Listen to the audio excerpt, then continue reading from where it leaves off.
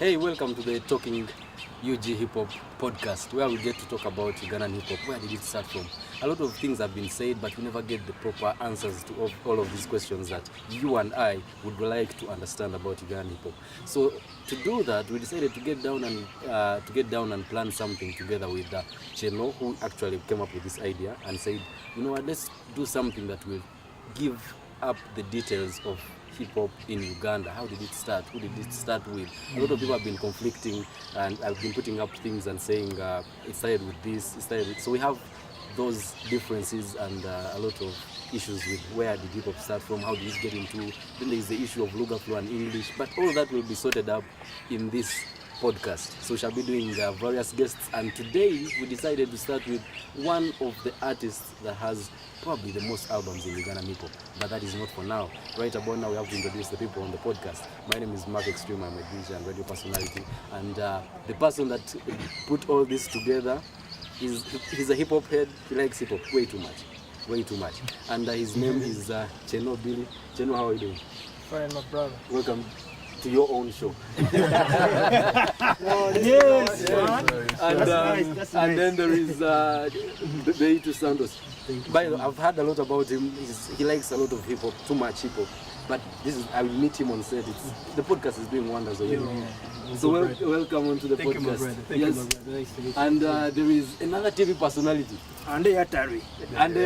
Yeah. He's a TV personality. He will tell us a little bit about that, but today is not his day. Yeah. So right about now, we have someone who has done a lot for UG hip hop. He has done way too much. The name is very familiar to you people, but recently he has been missing in action. We don't know why. Those answers will be answered today.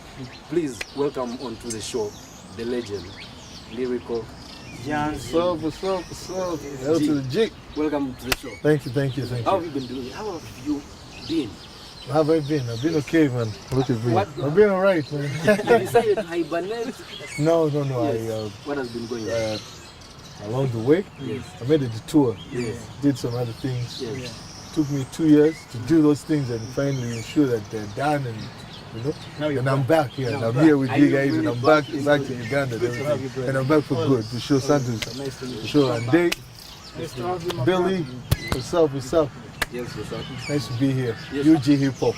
So it's good to have you on the show, and you being among the people that are pioneers in the Ugandan hip hop movement. Thank you, man. Thank you. It's always nice to indulge with, to sit down and indulge with heads that that relates to what I'm about. I'm about hip hop, and all the people around me about hip hop, and this being a hip hop show. Yes. And you guys calling me up and saying, hey, what's up? Come through. We want you to be the first person to feature on the first episode of Talking Hip Hop. It's only right. 28. It's only right that I couldn't say no. I'm here now. So why don't you start by how did you get into hip hop before that? How did you get introduced to hip hop? I was introduced to hip hop in my high school days. Yes. Pop was the main form of music at that time. It was the early 90s, early 90s, Michael Jackson, so and so, Jenny Jackson, and whoever. But the high school I went to, there was a lot of dancers, and the dancing was mostly hip hop, because that's the time people had come out. So we had people like MC Hammer. My first introduction was MC Hammer, because that's the time he was actually on top of everything. He had blown up, he had done his best-selling album had come out around 92, 93.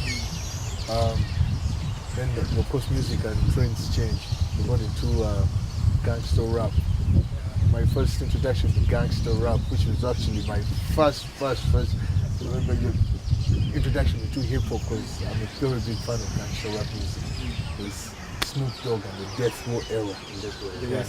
Listening to the Chronic in my senior 2 and listening to Doggy Style a year later.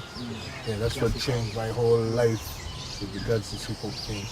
I've been a very big fan of Snoop ever since, with Dr. Dre and the Dog Pound, the Red One that was in the Death Row era. Of course, later on, other artists came along. These artists come up with other artists. Every artist that comes up brings in their friends as well. So it branches off. Gangster rap, then mellow down the beat. We got the G-Funk, and we got this and that. We got the melodical rap, and we got gospel stuff. All that. You continue, and then you bring all that together. And then you find a notch. I was always a fan of music. I love music. I love rap, but I used to collect a lot of this stuff. Later on, I think it was my senior three, around '94. That's when I first stepped on stage to actually imitate what these guys were doing. And ever since then, I've been a rapper as well. But my first thing was as a fan. Which is that first song that you, when you went to stage, which is that first song that you write? The first song that I mimed, we always call it miming. Yeah, in school. Nothing but a G thing. Yeah. By Dr. Dre featuring Snoop. That was the first time, and everyone that knows me will tell you, oh, the first time I saw you, you were doing the Dr. Dre and Snoop Dogg song. Nothing but a G thing. My favorite stuff. That's why up to this day, Snoop is one of my influences. Most of my stuff is mellowed down. Yeah? So they mix of this and that, but a little bit mellowed down like Snoop does. When you're on stage at that time, did you know that you're really going to this rap world, rap and write down your lyrics and stuff? I didn't know because then you're in school to study, so I didn't think that I'll be a big rapper at some point or some stage in my life or whatever. No, it was always for fun because, like I said, I'm a fan of hip hop, so I did this for fun as well. Just to pass time. We studied. We're in school to study and everything, but during our free time and we get together and try to pick songs, what to do, blah blah blah. What are we going to rap this day today? What are we going to focus on? Did you have a crew when you were in school? Like maybe I have my crew in school. Yeah, everyone has a crew. I had a crew. Of your crew? I had a crew of youngsters. They were younger than me. They were because I was in, like I said, I was in senior 3. It was like 1994. These guys were in senior 2.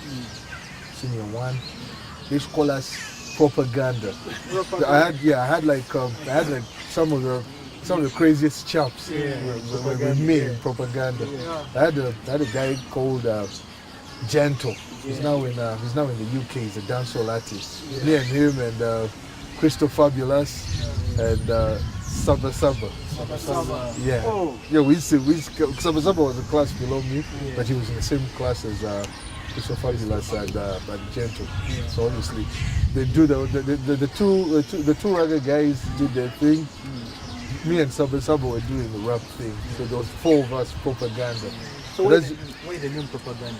I don't know. I don't even remember how that came about. I guess it was the idea of these younger guys. Me, I always go with whoever has an idea that's exciting and interesting. I go with that idea, and I normally let people pick what they want to do. And if you want to choose a name, you choose the name.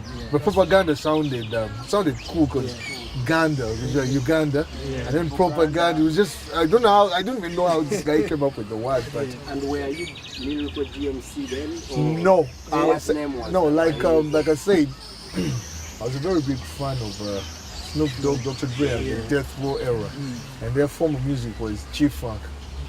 Yeah, so everyone called me G-Funk. Okay. Why? Because I was a very big fan of G-Funk music. I loved Warren G, and his album Regular G-Funk era just come out. Because Doggy Style had already come out. G-Funk. So everyone called me G-Funk because all my tapes. I used to collect these tapes of all these artists and their albums, and I would write G-Funk on it. Why? Because I was a gangster funk fan. Yeah, I like gangster rap. So that was my The name was G-Funk. G-Funk. So like who were those big guys in the hip hop industry? At that time, there was a couple of groups that had come together. These groups would, during the holidays, they would hold concerts and showcase their stuff. We had D&D Soul. Remember, we had the MAEK Park. We had Prim and Proper. We had MC Afrik. Those were some of the. And then we had the Zulu Squad. Those five names that I mentioned. Those are like the highlights. Yeah, the highlights of the. I know these guys. Most of them didn't have songs. All they did was mime other songs. Because I remember Zulu Squad used to mime Onyx stuff, and they used to have, there were 3 of them, and they used to have, they used to cut their head bald and everything, and they were like Onyx. And then you had, MC Africa had recorded with the Dungeon Family, and then Prim and Pop had also recorded with the Dungeon Family. That's a group that Peter Sematimba had put together. It had Raga G and the homies and all these other guys, Jackie Mikasa, we had Steve Jane, what's his name, Simon Best Kalema, that was the Dungeon Family. So MC Africa and Prim and Popper came out of the Dungeon Family. So since they were also rappers, they had their singles, courtesy of the Dungeon Family. But the rest of these other artists, they were rapping other people's stuff. But that is actually before I stepped on stage like to showcase my stuff. This was before this was just before my real introduction to the stage. But you used to look at them? No, I used to see them. I used to attend the shows because we were in high school and they were also high school kids at the time. So I used to go and I knew most of the stuff that they were doing, and I was like, damn, I can do this. Why? Because I've collected these tapes and I know the artists. The miming, the artist track, the miming. I know that track. I'll do that at some point. I know I can do this. Maybe I'll be better or bigger than them at some point. Then obviously, as time went on, we have groups coming up. Of course, we now you've moved on from O level, you've gone to L level. Other groups come up, other individuals, just like yourself, you come up and you have the same interest. So this is around what year? This is around 95, I was in senior 4. So in my vacation, that is early 96. My vacation. So that it was written era. 96, yeah, it was written. I remember, now my collection is large because I've collected so many tapes and I've gotten introduced to more and more artists that I idolize and listen to. And then I'm seeing my other peers come out and they're also doing more and more stuff that I'm listening to. So I realized we have the same interests and we're all rappers. Exactly, we exchange tapes and stuff. I was introduced to Babaluku. He was in a group called Jammed Edition. Him and another artist called NTO and the late Momo MC. Many people know him as DJ Momo, Jammed Edition. So me, now I'd left propaganda and formed another because I'd left my O-level school, and then moved on to Katikamu, so I met other people. So I met Oscar Odida. His elder brother was part of the Dungeon family as well, the perfect generation. So obviously he comes from a musical background as well, because his elder brother used to rap and sing perfect generation. I met some other homie called Dennis. We used to call him Top Dog. He's now in South Africa. He's been there for the last 20 years. I don't know if he still raps. We've not been in touch. He used to rap, Yeah, I'm not so sure if he still raps. So it was the 3 of us. But along that time, I have to remind you that I used to hit the club as well. I used to go to the club. There was this daytime disco. What were the clubs? In the holidays, the clubs were about. The clubs are about kids, high school kids. We have these daytime clubs or Saturday club time. We used to call them the daytime Viga. So we used to go to Pulse Sessions in Kabalagala. It was around 95 when I was in my senior 4. So that's when I got the chance to showcase. I don't know, many people from the old school know somebody called DJ Lawrence. DJ Lawrence used to play in Silk. He used to play in Pulsation. So every time I would go there, Lawrence would call me up, DJ Rachel would also call me up. Come through and rap. So they would drop an instrumental and I'll kick some stuff. Of course, you're kicking stuff that you've listened to as well from tapes and stuff. So and everyone's like, yo, you know how to rap. Why? Because you're on point, you know the lyrics from the songs you had. And if you play an instrumental of a song that you actually like, you all know you actually flow the entire song, you rap to it. And that's how guys started recognizing, this kid, man, every Saturday when we go to Pulsation, there was that session where they would call up guys to rap. And Lawrence would always call me up, then he would play an instrumental, and I'll get the mic and start passing, and everyone is happy. When was the first time you recorded the first music? My first new stuff was with Bataka. Of course, after... This is already Bataka. This Bataka, no, I mean, let me get to how Bataka formed. I told you about Jammed Edition, and I told you about NTO, Babaluku, and Momo MC. Babaluku by then was called Snipers MC. His real name is Silas. Everyone that knows him knows he's Silas. So it's like Silas, Snipers MC. So when Jam Edition, some of Jam Edition broke up because individuals went their separate ways. Even my crew broke up, we went our separate ways.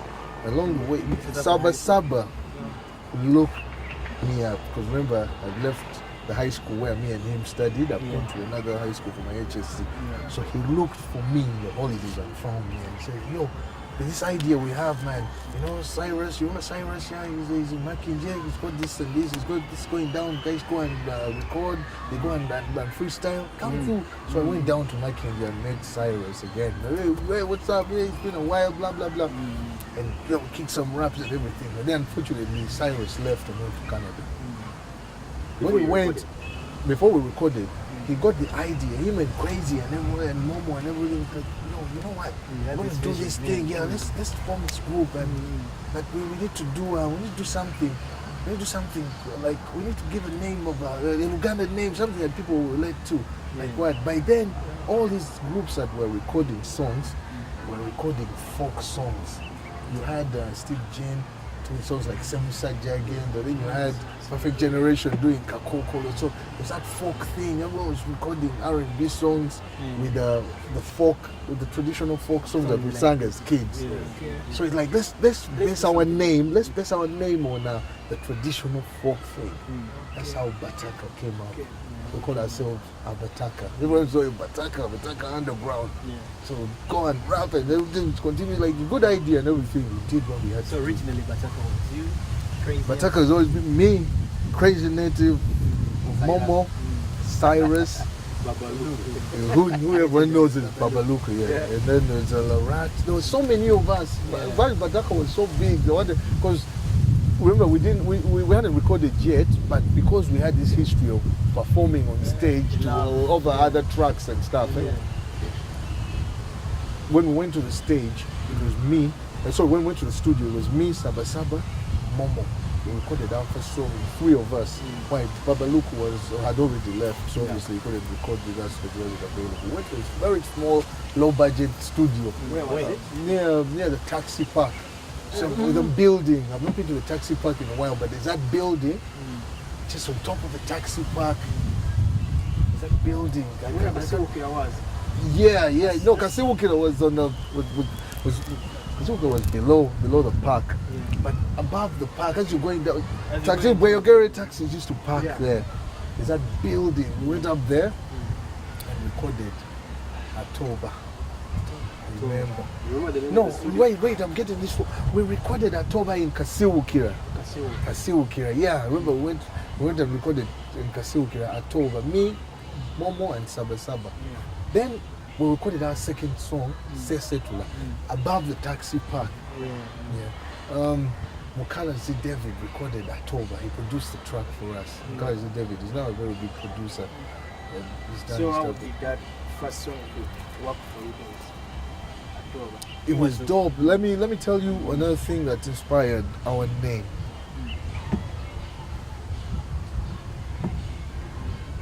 Ibra, Questo, Kato, Young Vibrations. They had already rapped in Uganda. They were actually the first individuals to rap in Uganda. They were the first individuals. They're the ones that inspired us. Because they were not in Uganda, they were already abroad. But because they were rapping in Uganda and everything, that's how our name came up. We wanted to base our name on the Ugandan thing, the local thing. That's what we call ourselves, Bataka. But most of the stuff at this guy, because I rapped in English. And this Momo and Saba, they rapped in Uganda. But they listened a lot to Young Vibrations. They listen to Ibra. Ibro, and Ibro. So of course it's one that inspired our name, the Young Vibrations. That one I'll always stress. No one should tell you otherwise. So it's true that Ibro is the founder of Look After. Most definitely. He's the founder. Why? He's older than all of us. I remember I went to primary school with him and he was 2 classes ahead of me. He's older than all of us. He had left the country and he was the first person to rap in Uganda. He was the first person. The cold hack of They should not tell you otherwise. So before he rapped, before you people recorded, he had already recorded. Young Vibrations had recorded some stuff, yeah. They were based in Sweden and landed, but Sweden, I think, yeah. Because that was a dispute earlier on between him and Baba. But much more it's about who coins the phrase, this and that. No, their thing is about who birthed the phrase, who birthed the Luga flow thing. But to be honest, Ibra, I remember our thing is based on, our thing is Bataka. It's based on the inspiration was from there. Young Vibrations. Why? Because they rapped their track, Wampolo Goma. Okay. Yeah, it's Yeah. That's crazy to tell you. If Momo, rest in peace. Rest in peace. If he was if he was around, he would tell you as well. Tell you the same. He would tell So you. after you record Atowa and Sesetula, how does the reception come out? What was the radio landscape? When we did Atoba, it was on point, because the time we did Atoba, Deviate had started. Deviate is a spot where we always went to showcase. Every artist that came out in that era, our era, late 90s, early 2000s, they'll tell you they went through all the big names that you know now, the older, I'm talking about the older generation, the Julianas and them, all the Chameleons, the Bobby Wines, they all got their first break, the Bobby Coos, the Clear Cards and everyone, we all got our first break. Deviate. We had rapped in so many other sports, but Deviate is one common sport that all of us gathered at, and there's so many other individuals that never rap, but they followed the movement and they love hip-hop and they love music. They'll tell you they were there, man. They all showcase. Sylvester and Abraham will tell you the same. Yala will tell you the same. Lady Slight will tell you the same. The late MC Light, rest in peace. Lumix, everyone, we all went to Deviate. Why? Because getting a slot at Deviate, you just go and register. On Fridays, you just go down, walk into Deviate. There was a slope. It was next to the original Cineplex on Wilson Road. Just walk down the gate and then roll down, and the first thing you do is some people will go to use the bathroom, come out and register. Some would first register, go use the bathroom and come back to wait for the MC to call them. Strucker was the MC at Deviate. Yeah, Strucker. So it was on point, man, where we did our thing. Were they well receptive of hip hop? They were. Why? Because that time. Because you are rapping in English and. Listen, at that time, Luganda rap was not really a major thing. Remember, Saba, Momo, Sylvester and Abrams, they had tried to push Naughty Fredo and Zach Forte and what's his name? Easy Mose. I remember all those names. These are guys rapping in Uganda, and they all inspired each other. They're all trying to push for rap in Uganda. Why? Because the English thing had been, Sanyu FM had played. We didn't have Hot 100 then. We had Sanyu FM, and Sanyu was like the biggest urban radio station that pushed for hip hop. So all the songs that were there, the Jay-Z's had come out, the Ja Rules, the DMX's, that's the era. 99, 2000, 2001, that era. So that's the time when Deviate was also major. So rap was mostly Luganda, although these other peers of mine were pushing for the Luganda thing as well. So at that time, how does Sanyu support you people? This was the only one that was pushing for hip hop, playing the international hip hop. How does it come into play with you people? To play our tracks. Yes. There were a few tracks at that time, especially hip hop. There were a few tracks recorded and properly recorded. So Sanyu, remember, if you ever heard of the history of Sanyu, they never allowed a track to play on the radio unless it was properly recorded and produced. Yes. Yeah, the program director and the chapter was in charge of doing the programming. He would always tell you this. No, he would play your CD first. When you go up and you climb up Queen Chambers. The first thing is like, CD. Tape had already. Tape was getting out of band. It was already getting out of.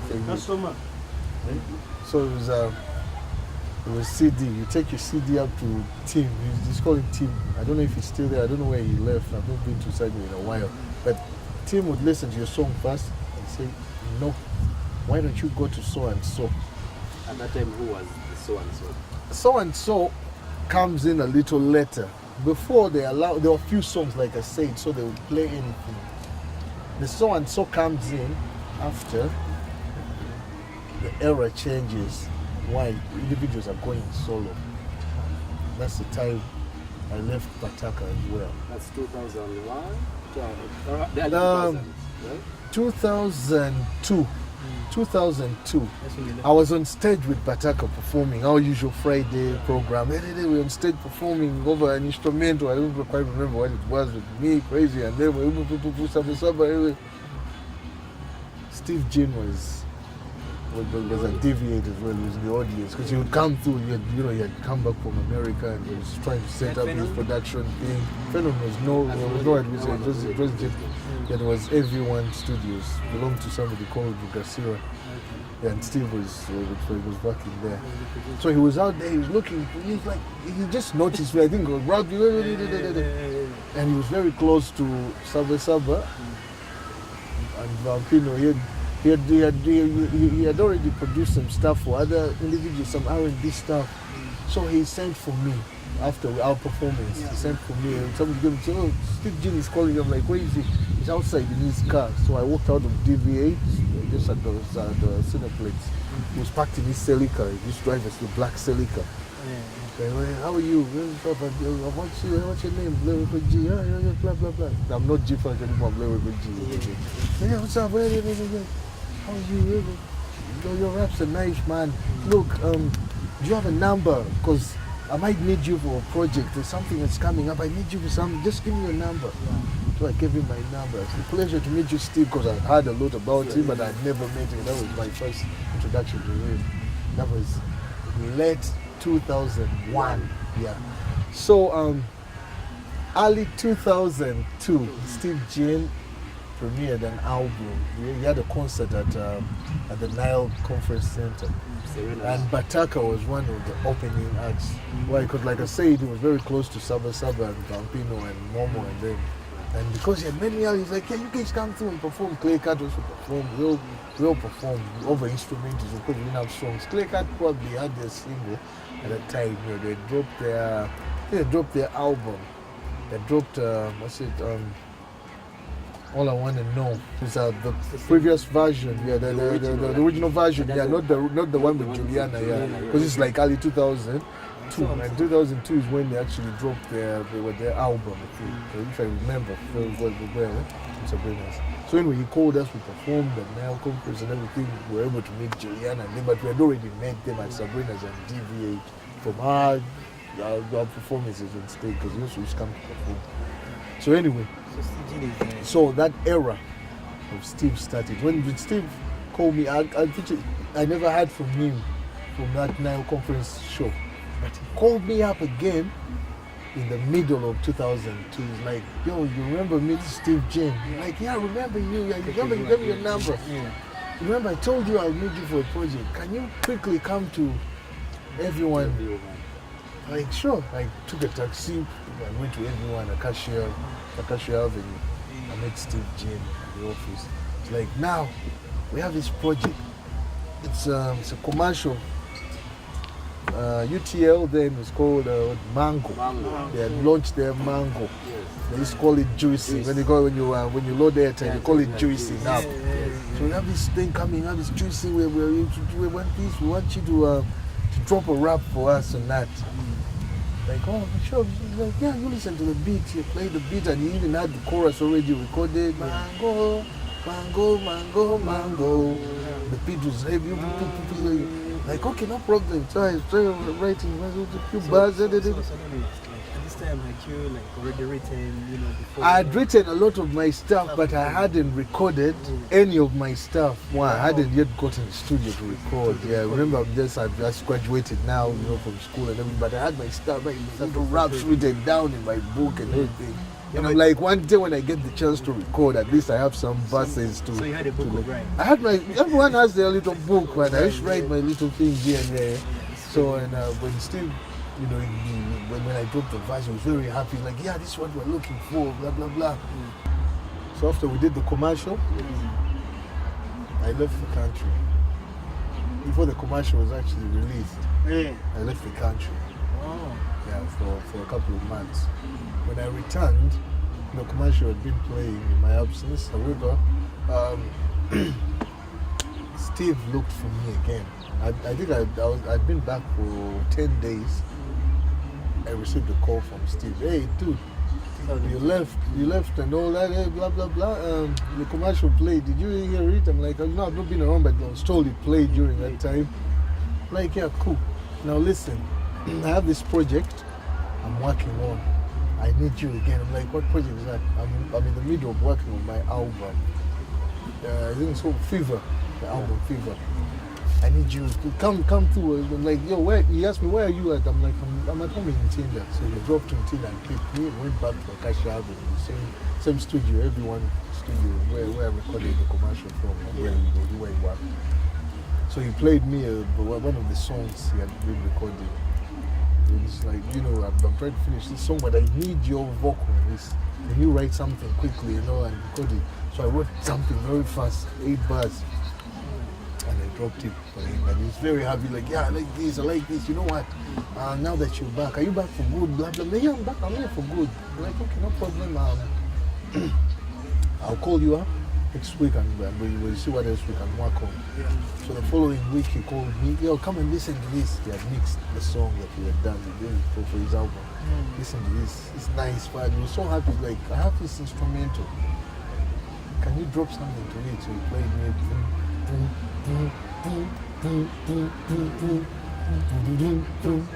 I'm like, oh, yes, so I'm like, I'm trying to figure out what track to release, blah, blah, blah. Yeah. Now, the time I was away, a lot of people, remember the Kenyans and Tanzanians were in full swing, man. Their stuff was playing, man. Ogopa was all over the place. They just released Eastside stuff, Nameless stuff. Tanzanians, of course, were doing their thing. So I was like, let me do something about East Africa. Now I went to my book, checked out, I was like, this track here, man, I wrote this thing about East Africa, partying and all that. So I rapped for him, while the beat was playing, I rapped. Like, you enter the booth and record. So I entered the booth, put the headphones on and record the verses for East Africa. Still there, the studio. I did not have the chorus for that. So he's like, don't worry, I'll write a chorus to it. So a few days later he called me and he played me the track. He had arranged the vocals and everything, but he hadn't written the chorus for it. So he's like, you know what, don't you have anything? When you're writing these verses, do you have anything you could lace down on it for a chorus? So I did the East Africa party thing. Well, come, I used the beat the way it was a boom, boom, boom, boom. Like, well, come to East African party. It's like, nice. Benon came through in the studio that time. Like, Benon, listen to this. Benon and Vampos had already done their track. Sanzeo. Michael Ross had also done Senorita. Maurice Kerry had recorded one of his, I don't quite remember what his first track was. It's still Senorita. No, That's my Maurice, I don't remember Maurice's song, but they used to come to the studio as well. So Benon says, like, Benon, you come and spice this track up. So Benon was on the background vocals. So like, what? You spice it up a bit. And the track was recorded. Now, before I left, I had recorded verses for MMC. He was recording a compilation of some East African thing he was working on. And he was calling on his colleagues, his peers and people he surrounded himself with. We were already friends, because after I left Pataka, I worked with a couple of artists under Urban Life, the group Urban Life. Rionga, White Storm, Blue Wise, my bro AK, one of them. So I recorded something. Rionga was there by then. Yeah, they were there, but they had left. When I left, they had left before. He was too crooked. So I recorded something for MMC's compilation, Rusties, a different version. And East Africa had been playing it, but I didn't like the way we recorded that track. And Steve had the beat and he was telling me, listen to this. I think Exhibitor just dropped X. So Steve played a track similar to X. I think he was intrigued with the way Dre played and the boom, boom, boom, boom, boom, boom.